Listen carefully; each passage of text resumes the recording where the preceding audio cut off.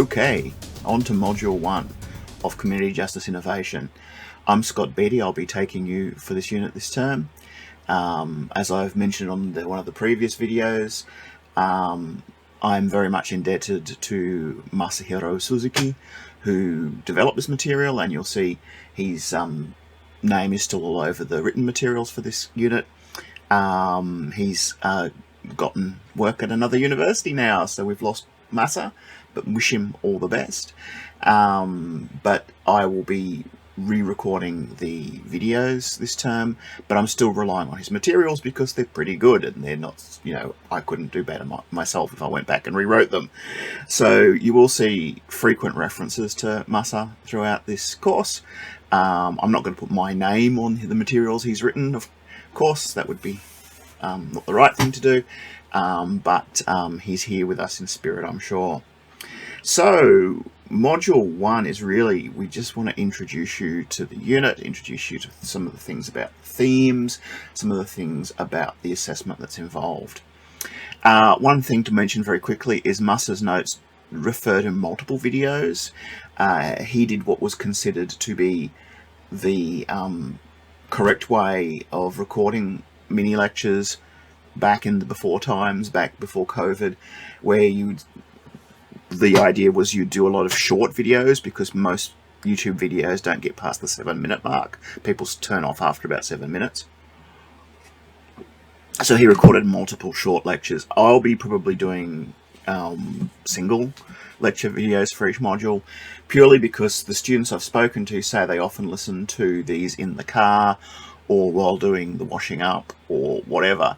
So it's actually a little more cumbersome to have to listen to a 7-minute video and then to relocate the next one and move on. So if you see references in the text to there are 2 videos or 3 videos this week and you think, where are the other videos?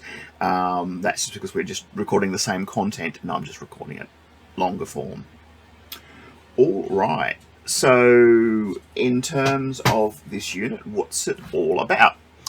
Okay, so criminal justice has long been the responsibility of the state and a central feature of government.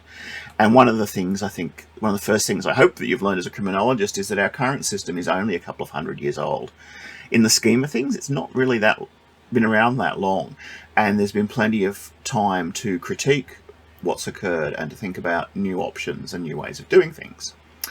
And in terms of the modern era, we've certainly hit a point where most politicians love being tough on crime. They love accusing the other party of not being tough on crime. But they're less keen to spend money on criminal justice these days than they were. We still spend a lot of money on things that we know are not very effective, that those pesky criminologists have come along and looked at crime rates and whatever and have said, this is not actually making much of a difference. So we still spend a lot of money on criminal justice, but it is hard to justify money on new programs and new ideas. And one of the things that's come out of that, and it's come out of the neoliberal era, because the neoliberals on both sides of politics hate spending money, is to devolve a lot of responsibility back to the community and to find ways to get the community to take over responsibility for criminal justice wherever possible.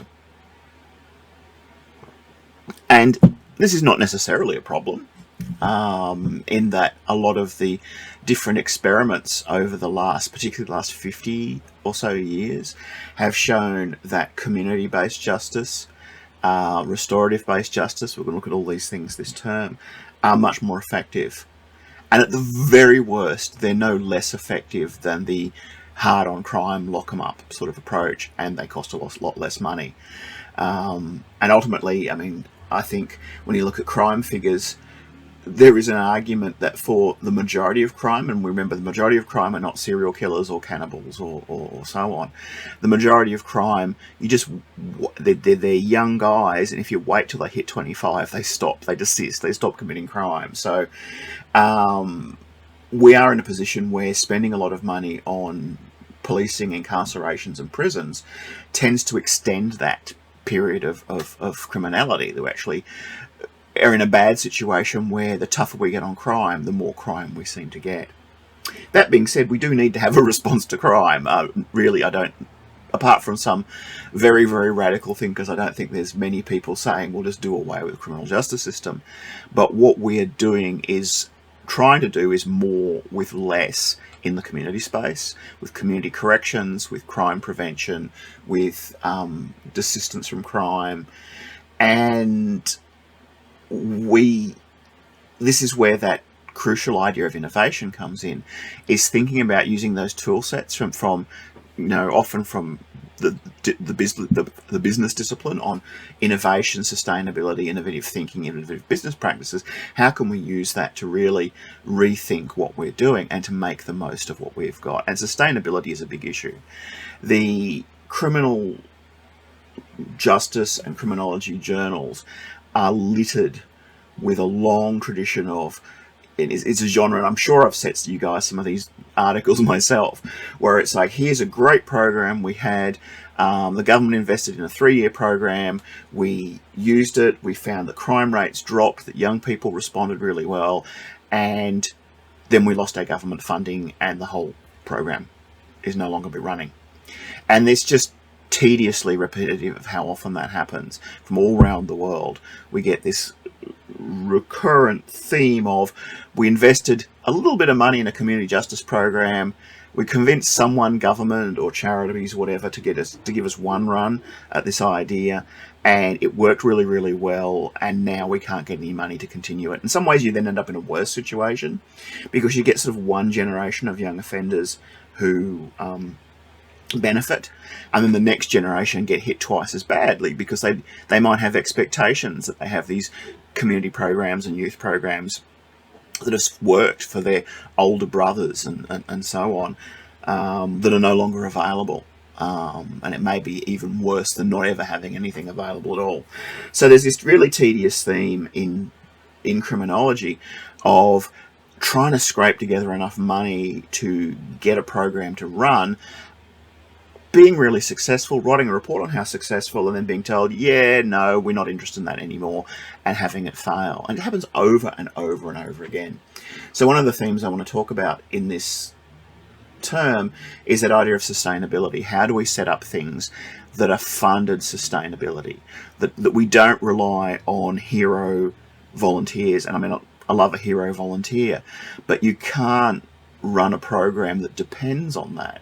There's been some really successful stuff with, guys opening gyms and teaching young delinquent boys and occasionally girls boxing or whatever, and it works really well. And then that person gets old or they die, and then suddenly everything falls apart because there isn't another hero activist in that field ready to step up and take that place.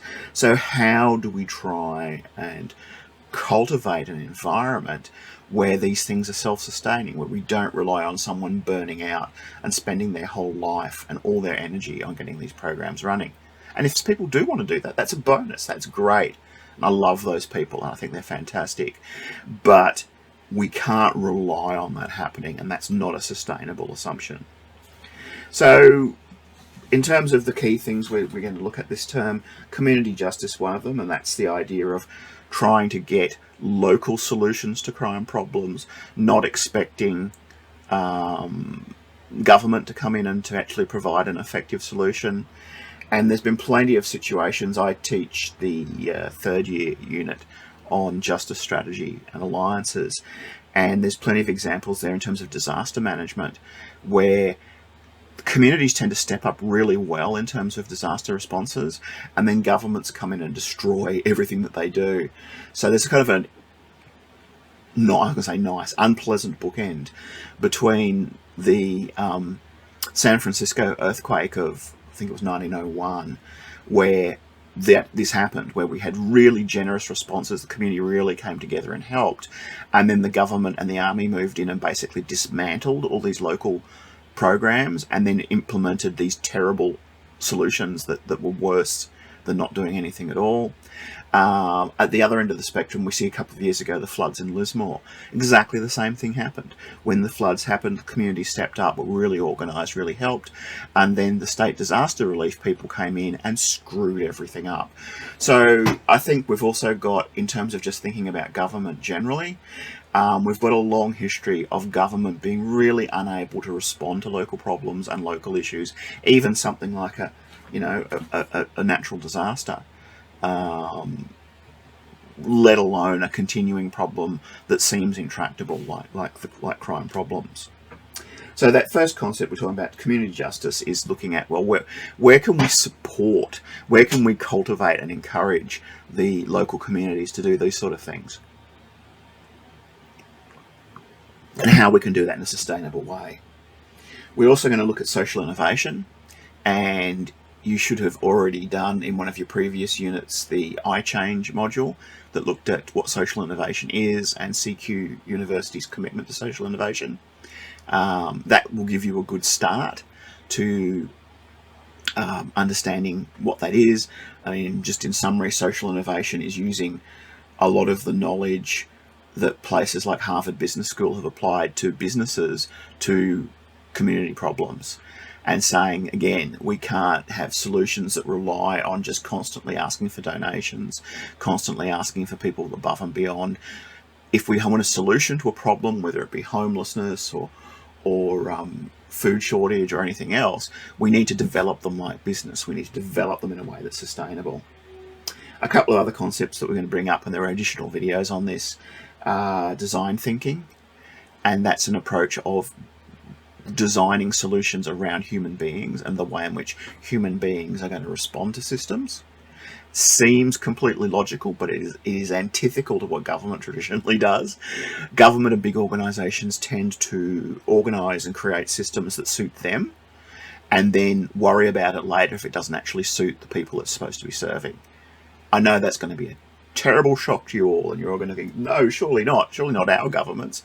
But there's a long tradition, again, of government just not putting the people for whom solutions are designed for first. And there's a whole area of design thinking that talks about how you do that. And similar to that, there's another area that we look at that's systems thinking, and that's actually trying to understand how systems operate and how to design systems. And they're kind of connected. They're not the same thing, but they're also connected. So there's a sort of trinity of social innovation, design thinking, and systems thinking that informs what we're talking about this term and informs this community justice area. So we want to look at what the criminology theorists have done in terms of their research, in terms of what's a good solution and what's a good way of solving a problem. But we also want to rely on those other disciplines and those other ways of thinking to design something that's going to run for more than 5 years and is going to continue and is not going to add to this graveyard of failed projects that have not failed because they were bad, but they've just failed because they were never designed to be sustainable. All right, so what else do we need to talk about today? First, I guess we need to have a bit of a closer idea of what community is. I might want to talk about that for a little bit, and then I might talk about the assessment. So community justice is really important. Getting a better definition of community justice is really important, because it can mean a lot of different things to different people. And if we don't have a common understanding or a common definition, we can end up talking at odds. And I know anything you throw the word community into a situation, it does get flavoured by people's idea of what community is. For some people, community is a fantastic thing, and it involves a sense of belonging and a sense of people that they feel like they're connected to. Other people think that the community is nothing but a group of hippies, having a big love-in and whatever. And neither of those are exactly right. There's one of the theorists we draw on, Boyes Watson, whose work is in your notes, has a good description of what community is in the context of community justice. And his description is, and I'll read the whole quote out here, Community can be defined as a particular type of social bond characterized by a sense of mutuality, care, connection, identity, awareness, and obligation to others. This bond in turns motivates certain behaviours. When people have a sense of trust and mutuality with others, they rely on that connection to meet their needs in a pattern of loose reciprocity rooted in ongoing and enduring relationships. Community is rooted in a particular sense of connection, which in turn leads to certain kinds of social action. So there are lots of different communities. And yes, it can include the, socially progressive local food bank community group. It can also include the RSL. It can include the Rotary Club. It can include all the different ways in which people connect. And I guess one of the big challenges of working in community justice is finding where these bonds still exist and where they're strong and where they haven't been fragmented. And particularly a society like Australia, where there's a lot of movement of people to different areas. Like in some areas, in some countries, people live in the same area their grandparents lived in, and a sense of community, good or bad, evolves out of that sense of tradition and that sense of geographical locality. Our modern Australian society, and because Australia is so spread out as well, there's a lot of movement, and there's a lot of people who don't stay in one place long enough to really get embedded in communities. And we have all those questions about how we try and draw on those webs of relationships. And the other thing to consider is that community is not necessarily geographically connected as well. I, for instance, involved in a community of scholars in criminology. And John Braithwaite, who's one of the theorists we'll look at this term, once said that, some of the things that he looks at that sense of shame when you've done something that the community disapproves of. And he says there are people in the research community that he would be far more worried about what they thought of him than people who were his next door neighbours, because they're a much stronger sense of community in that professional network. Would be concerned as well if, his next door neighbours thought he was a criminal, but he would be much more concerned with those spread out social, but much stronger social bonds in that professional community. So we can think in community of different ways, and we also need to think about, well, people who are offenders, what are their communities? And again, sometimes it's things like family, but often it's things like sports clubs, and particularly the New Zealand Maori the restorative justice movement often involves people like coaches from the footy team who have much more influence over a young offender than their next door neighbours, or possibly their mother and father. So we can think very broadly about that idea of community. In terms of how that turns into community justice, David Karp says that community justice is all variants of crime prevention and justice activities that explicitly include the community in their processes. Unlike conventional justice that's operated by legal professionals, community justice involves community participation in decision-making and interventions. There's another scholar, Todd Clear, who says there are 6 elements of community justice. First is that it operates at the local level. They're bottom-up approaches rather than top-down. Second is that they're information-driven. They start, which is funny that our conventional justice systems are not information-driven, but they start, rather than starting with this is our system, these are our laws, this is what's going to happen to you. They start with information about what is needed and how those problems in the community manifest and what's needed to solve them. Third element is they're problem-solving based rather than imposing solutions. Fourth is the decentralization of authority and accountability. So the community is much more involved. Fifth element is citizen participation. And the final element is process-oriented. It's focused with the outcome rather than... the conventional justice is generally about the outcome. It's about putting someone through the system and saying, we've labelled you guilty or we've labelled you innocent, whereas community justice is much more involved in looking at what the process is and how it does, and the transformation that occurs to the individual. Now, we'll come back to these themes. Not all these themes are going to apply in all cases. Things like community corrections are very similar to, on the face of it, very similar to very traditional forms of corrections. However, there's shifts in the way they operate, the sort of thought that's used, the sort of programs that are used that put them in the community justice field. But they don't have, generally speaking, a lot of intervention from members of the community or the neighbourhood in those processes. So CARP's definition here, I think, is very, very limiting, and it limits it to very certain sort of community justice that I think we need to think in terms more of a continuum. At the one end, we've got this very traditional process where it's like almost no one really is involved, even the offender's not really involved in the process.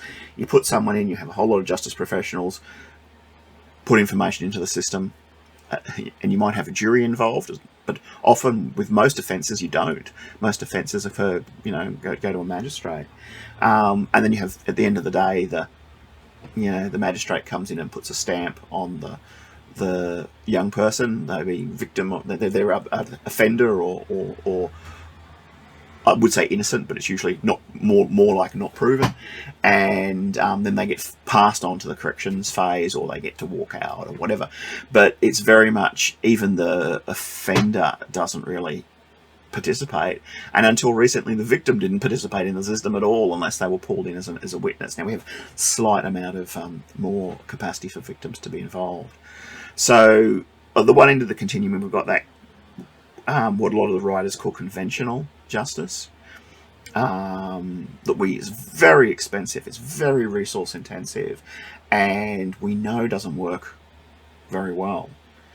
At the other end, we've got these community justice ideas that are innovative. They draw on a lot of modern research, they draw on a lot of different ideas around criminality, but they're much harder to implement because people like those old systems. They feel more secure, that even if they don't do anything, even if they just make the problem worse, in many cases they feel like they're sort of solid and reliable. Anyway, I think I've spoken briefly about the assessment previously, but I just wanted to talk about a couple of matters in terms of the assessment. There are three assessment pieces. One is the workbooks, which you've probably been familiar with as criminology students. There are a couple of questions in each week's materials, which Masa has described as challenges. So he has a lot of activities for you to do in those materials, but the ones that we look at in terms of reporting for your workbook, he just are quite clearly labelled as challenges, and they're things to talk about and to think about that come out of the materials each week. They're called learning logs in the materials. I call them workbooks, but they're essentially the same thing. They're like your lab reports if you're a science student. They're a report on what you've done each week. There are 10 in total. You get to pick 5 to write up. They're short, and they're really about giving you that incentive to keep working during the term and to keep, to not let your work pile up, because you've got to have at least 5 of these ready for the end of term. The other assessment types, there's a report that's due in week 5, and that's looking at a juvenile delinquency problem, and that's a problem-solving exercise, and that's drawing on the materials and the themes that we've looked at through the first 4 weeks and coming up with a proposal or a pitch for a kind of a restorative justice program. It's very broadly defined, and if you like, in our workshops each week we can talk about that more and define it in more detail, if that's what you need, because sometimes it's easier to work on a problem with more specifics, even down to, you know, a map of the local area or whatever else. You know, some people are quite happy with dealing with abstract and saying, okay, we've got abstract juvenile delinquency problem, here's what's recommended, it's what we do. That's fine for a lot of people, but I do know for some people having much more concrete facts and much more concrete history behind the project does make it easier to write. So if you're in that category, we can actually work on that and collaboratively build a little problem that that you can work on in that way. All right. And the other assessment that's due at the end of term is a case study, and that's looking at an examination of a community justice organisation. So keep your eyes out for different ones that we talk about during the term, and you develop a case study and an analysis of what they do, what their philosophy is, and so on. So quite nice little tasks that Masa has designed for you there, I think. And if you've got questions about them, plenty of time to talk about them in the next few weeks. Better to talk about them now than to wait till, you know, the week before they're due, because that's probably a little bit late to start talking about them. All right, guys, 25 minutes, that's well and truly enough for week one, and I will hopefully see a few of you in class.